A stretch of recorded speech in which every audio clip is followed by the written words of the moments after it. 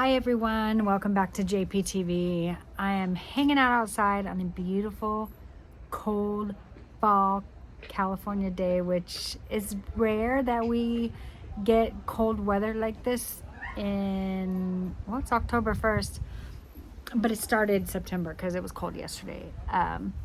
But as you can see from the thumbnail, this video is all about just some medical issues I've had and how it's affecting me when it comes to intermittent fasting. And so I wanted to jump on here and share my story just because I thought it might help someone else that maybe is having a similar situation. So first thing I want to talk about, I have two things going on. So if you've been following me at all, or even if you haven't, I do intermittent fasting. I've been doing it since February of this year. I now have lost 25 pounds. I was sitting at 20 pounds lost for so long. And over the course of the last 3 weeks, I've dropped another 5 pounds. So I'm officially 140. I started this journey at 165 and super grateful for fasting and all the health benefits. So with there being health benefits that come with fasting, there's also issues that some people can have. And the two major issues that have come up since I've been fasting, and it's just gotten progressively worse actually over the last month, is one, my heart palpitations. I've always had them, but they've gotten worse as I've gotten older. And I've noticed on days that I'm fasting that it was happening more often. And this last Sunday, I had an incident that was very scary. I had to call 911. I was having palpitations throughout the day. Nothing too major, just because I'm used to it. So I just, realized like it's just a part of my life. And just so you guys know, doctors have been telling me there's nothing wrong with me. They put heart monitors on me. And I'd never have an issue when I'd be on the heart monitor. And so, and I have Kaiser. So it's been one of those things where my son has what's called AFib, and that's atrial fibrillation. And he had to actually have a heart ablation.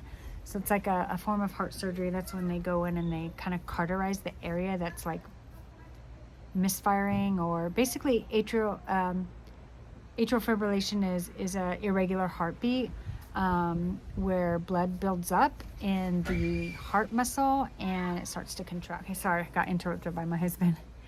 Anyway, I was kind of telling you guys what AFib was. So I've noticed when I'm on longer fasts is when I have the most issues. And so this past Sunday, I was having it throughout the day, and then I went to go to bed and I was having it really bad. And when I say really bad, I'm talking about like my heart would not stop skipping a beat. It was just, you feel like it's racing. It's kind of scary. Like I was like, am I gonna have a heart attack? Like I'm gonna have a stroke? Like it was just really scary. And so I just went back to sleep, and then I had been asleep maybe for like 2 hours, and I was actually dreaming that it was happening to me. And so I think it was progressive. It was continuing to happen while I was asleep. So I woke up and immediately I put on my Apple Watch. Now, if you ever have heart issues, I would say get one of these, especially the newer ones, because they check for AFib. It'll give you like, it'll say, this EKG is shows signs of atrial fibrillation, but you have to go to a doctor. So this went on for 30 minutes, you guys. My heart rate, and I was in a resting state, which my normal average resting heart rate is like 52 beats a minute, something like that. When I woke up from my sleep, my heart rate was 130, and it got all the way to 167. And this went on for 30 minutes. I had this fast heart rate, and I got so scared. All I could think of was let me run downstairs and get something to eat, even though I had been fasting, because I've noticed that, again, it happens more when I'm in a longer fast. It's almost like as if maybe I'm dehydrated, not drinking enough water, and so it's causing the palpitations. So needless to say, I had a sandwich, and in the meantime, before the sandwich really kicked in, we called 911. And so by the time 911 got here, my heart rate was back to normal. And it was frustrating because I've been trying to get doctors to listen to me. I've been going to Kaiser for a while. I keep saying I'm having issues. I'm having heart palpitations. My son has AFib, and my son's young. He's 30 now, but he was 27 when, 25 when he first started having issues. And he ended up having to have heart surgery or heart ablation, which is what I talked about. So I kept telling them, I'm sure it's hereditary. My son has it. And it took a loop recorder. That's where they put it under your chest. It's like this recorder that records your heartbeat. It wasn't until they put a loop recorder inside my son where they were able to catch the AFib. It wasn't showing up on EKGs at the hospital. And that's what's happening to me. So pretty much every cardiologist I've seen has pretty much told me, not that I'm crazy, but just made me feel that way. And so I just brushed it off as maybe it's menopause. Because I'm talking to a lot of other women that I know that are in menopause that have had heart palpitations. So I just thought it was a part of that.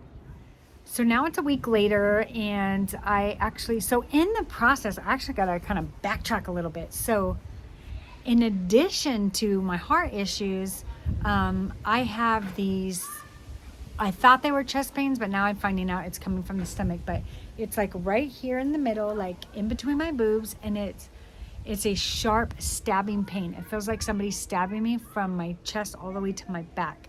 And it feels like contractions. It'll come on, and then it'll peak, and then it'll subside, and then I'll have like a minute in between. It's seriously like having labor contractions, and then it starts again. And it'll go on for hours sometimes, and it's so excruciating. And so I had this issue probably about 10 years ago, and I went to the doctor, and they said they thought I had gastritis or acid reflux. So they tested me for something called H. pylori. If you haven't heard of it, it's a bacteria that lives in the stomach, and it's very potent, and it thrives and grows off of acids in your stomach. And then that's what causes the acid reflux and the gastritis. So I had that. They put you on like a heavy dose of antibiotics, and you have to take it for 2 weeks, and it kills the bacteria. But what it also does is it makes you very, very sick. And so fast forward 10 years later, I have it again. So last week, actually back in August, I was having those chest pains. I was at a family reunion. It was so bad. My son had to take me to the ER because I knew that if I went to the ER, they would give me what's called a GI cocktail, and it's like lidocaine, and it numbs your chest and kind of takes away the pain. And so I took that, and immediately it took away my pain, and then I was fine. And then I remembered, oh my gosh, the last time I had an issue with this, I had this H. pylori. But it does happen to me every so often, so I wasn't sure I had H. pylori yet until this past Friday, or a week ago Friday. It happened to me again, and I had to go to the ER because it was so bad. I was in tears. I was in excruciating pain. They did the same thing, and they're like, you know what, let's test you for H. pylori again. And I just knew I had it. I was like, the chances that I got these chest pains 2 months in a row, it just doesn't happen that often. And so sure enough, I have it. So I'm saying this, and I'm doing this video to tell you all that I am going to have to go 2 weeks without fasting just because I'm on medication. So I'm not going to be filming any videos. So I have to be on this medication for 2 weeks. It's so excruciating. It makes you so sick. You have to take it with food. So I wouldn't be surprised if I lose weight just because I have to take it with food. But when I do eat, I just can't eat that much because my stomach hurts so bad. So we'll see. So I'll start filming again after that. But in the midst of that, so I had those, chest pains, went to the ER. And then 2 days later is when I had the episode of AFib and had to call 911. So this all was happening simultaneously.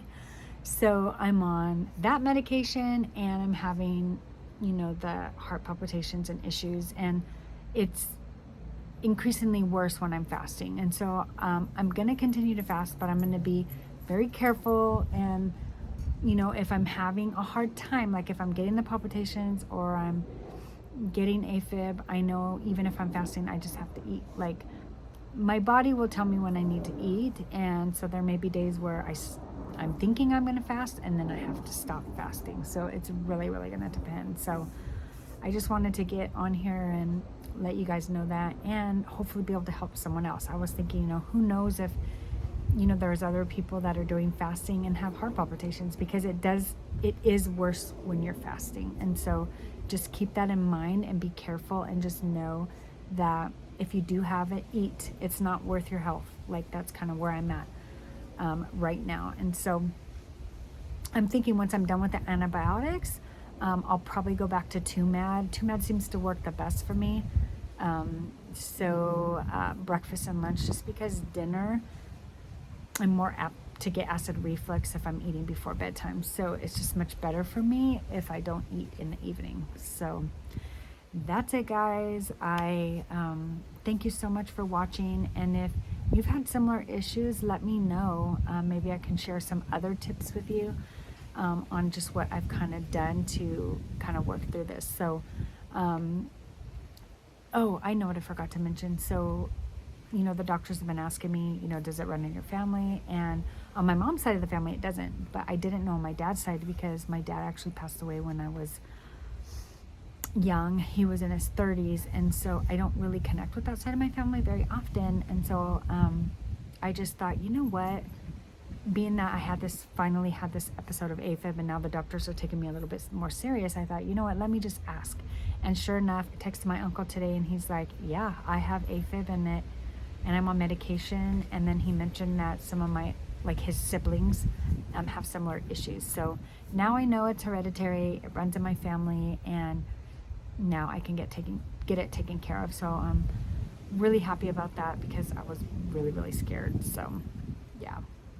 With that being said, the moral of the story is push your doctors. If you know there's something wrong, because we all know our own bodies, we need to be our own advocates and get our doctors to pay attention to us. So I hope you guys enjoyed this video and that it helped one of you, and I will see you in my next one.